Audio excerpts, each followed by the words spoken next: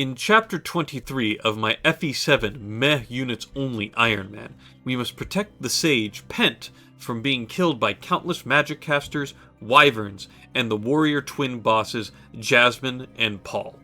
This map has a ton of treasure under the sands that thieves can find. Technically, other units can also find them, but they have a much lower chance of doing so immediately, so I usually just leave it to the thieves to do. I will also slow down the footage during these segments so that newer players can at least use this video as a reference to find these treasures.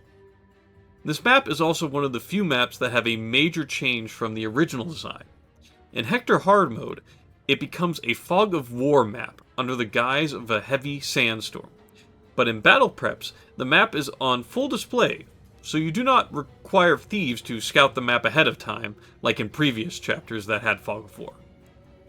We start off by immediately blundering Urk and Matthew's positioning, allowing two wyverns to attack and kill Urk on enemy phase.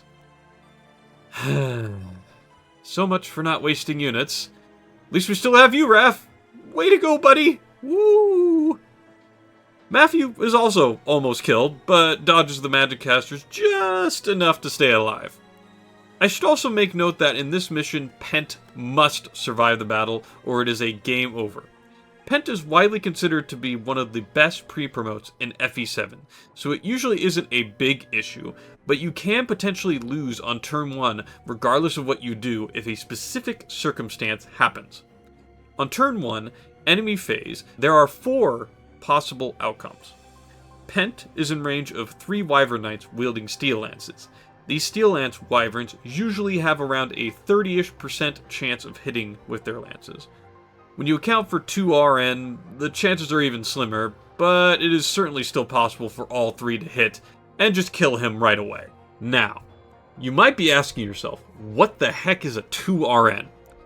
Essentially, it's a stupid system that equates to hit rates displayed below 50% being exponentially lower the closer to 0 it gets, and vice versa.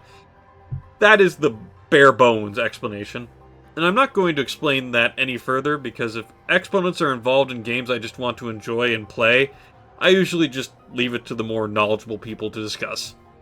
Side tangent aside, obviously that is the worst option.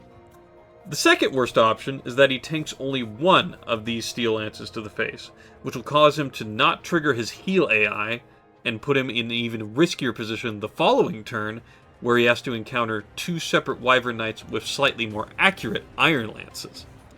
The last 2 options is that he takes no hits from the Steel Lances, which is great, or he takes 2 hits and thus triggers his heal AI, where he will be more defensive, going into a more safe location and healing.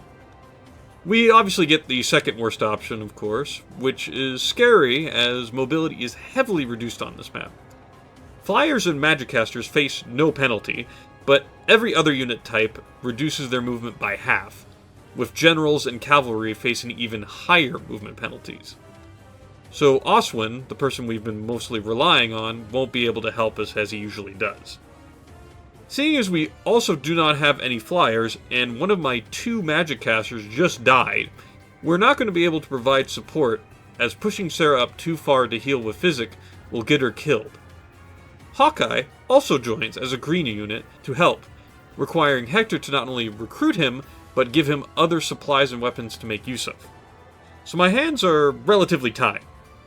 Luckily, Pent doesn't die from the follow-up turn, and proceeds to heal himself and clear out his side without any extra issue. We do want to get to him though, because there is also another side objective involved here. The requirement is to get at least 700 experience points across your army on this chapter. This can be cheesed by using Stavs and Ninian to farm experience, but I would much rather not waste that much time, and having Pent risk his life is not on my bingo card. So we take the time to deal with the first warrior boss, and we also realize a fundamental problem with our army currently. We are speed screwed on a lot of our reliable frontliners. All of them can be doubled by the first warrior boss, so I can only imagine a similar thing happening later in the chapter. Sarah is able to clear out the boss, thankfully, but Oswin had to step in to make sure someone could take the hit reliably. From this point, we snake around the southwest part of the map as slowly as we are able, because we can't afford losing any more units to surprises. And we of course grab all the treasures and eventually catch up with Pent and secure him, before meeting the second warrior boss in the center of the map. And as you can see, the matchups are rough, to say the least. An unexpected hero arises through this hurdle though, and that is actually Elowood. I know, pretty crazy, right? To actually see him do something for the team, and not just die. But between his bulk and decent speed, he can actually go toe-to-toe with the boss, while the rest support him. Afterwards, we move up to clear the rest of the map of enemies and get access to Chapter 23X, a chapter most people skip, which will become apparent why shortly. In Chapter 23X of my FE7 mech units only Ironman, we are invited to an encore performance by Kashuna's groupies. We are delighted to hear these ear-bleeding sounds once more, but there is one problem. It turns out that Hawkeye is not a fan of Kashuna's music, and he has issued multiple noise complaints to Kashuna and his boombox, causing the police to get involved and shut down the operation only 5 turns into the chapter. And an even sicker twist of fate, the Redditors from Chapter 19X had come around to enjoying the music Kashuna masterfully perfected. With the news spread that we caused Kashuna's concert to end early, we are separated into 2 halves and assaulted by several Reddit moderators and a mob of angry Twitter users.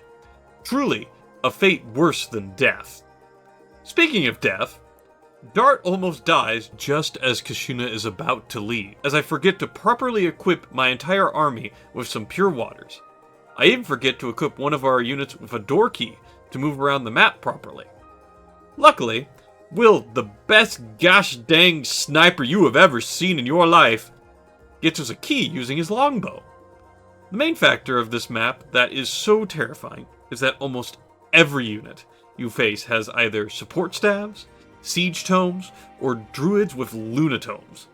The only units that I have that can reliably take these hits are Oswin and Sarah, but even they cannot protect everyone, because the map is sectioned off in these tiny square rooms that loop around a central rectangular room that Kashuna starts in, thus allowing for other units to face these scary magical weapons.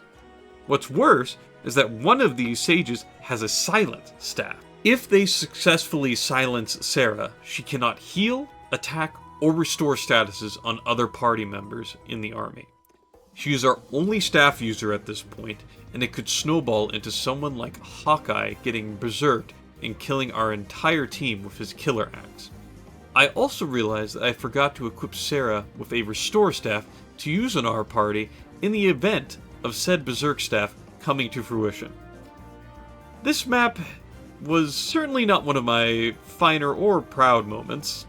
I was so excited to do this map again without bringing a thief, and the lack of foresight is really showing here.